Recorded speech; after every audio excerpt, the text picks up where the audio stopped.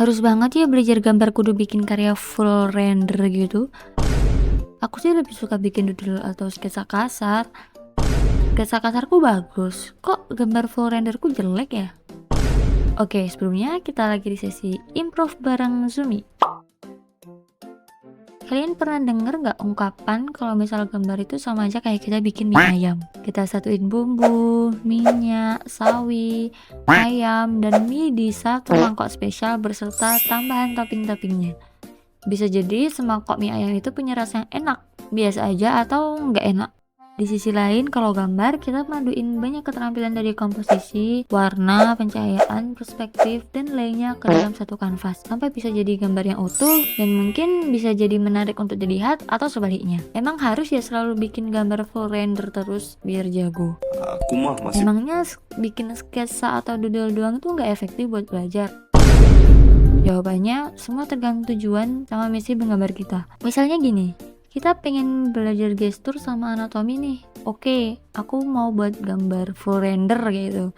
Nah, kira-kira bakal makan waktu banget nggak sih? Ya kan? Dan proses belajar buat gestur sama anatominya itu mungkin akan lebih lama gitu karena kita terpaku di satu karya aja. Hasilnya, kamu bakal perlu waktu lebih lama lagi buat belajar anatomi sama gestur. Untuk tujuan ini, jelas belajar dengan menggambar banyak referensi dalam bentuk sketsa cepat akan lebih memudahkan kalian buat mengingat dan terbiasa. Karena kita bisa fokusin otak kita buat belajar satu hal dulu tanpa harus mikirin banyak detail berat kayak bikin gambar full render. Contoh lainnya, kalau tujuannya mau ngetes kemampuan kita tuh sampai gimana, pastinya kita perlu meracik bahan-bahan yang kita punya menjadi satu atau mengcombine-nya. Cocok banget kalian bikin gambar full render buat ini. Ibaratnya kita udah latihan macam-macam di sketsa kasar, misal kita belajar gambar mata, wajah, mulut, rambut.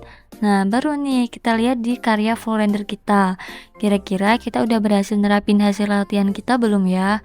Belajar dengan cara bikin banyak sketsa kasar, ibarat kita tuh lagi ngeracik bumbu mie ayam. Dari bikin minyak ayamnya harus pakai bahan apa, dimasaknya berapa lama, sampai akhirnya jadi minyak ayam. Terus bikin mie-nya juga, dari bahan apa, sampai bisa kenyal dan harus dimasak berapa lama. Sampai pada akhirnya jadi mie ayam yang lezat dan bergizi. Dua cara itu penting banget buat dilakuin bergantian. Udah kayak mie sama ayam, kalau digabungin jadi mie ayam. Kalau kalian cuma belajar sketsa doang, kalian bakal kesusahan bikin satu karya utuh full render. Kalau kalian bikinin full render terus, hasilnya mungkin cakep, tapi mungkin fundamentalnya belum sangat kuat. Terus layaknya mie ayam, kalau kamu ngerasa gambar kamu ada part yang ganjel atau kurang enak dilihat, bukan berarti kamu gak jago. Tapi mungkin ada part yang kalian tuh belum begitu kuasai gitu, atau mungkin ada yang kelewat. Tapi lagi, itu tuh bukan akhir dunia gitu loh. Take your time, take your pencil, take your stylus, pen tab, and keep drawing guys.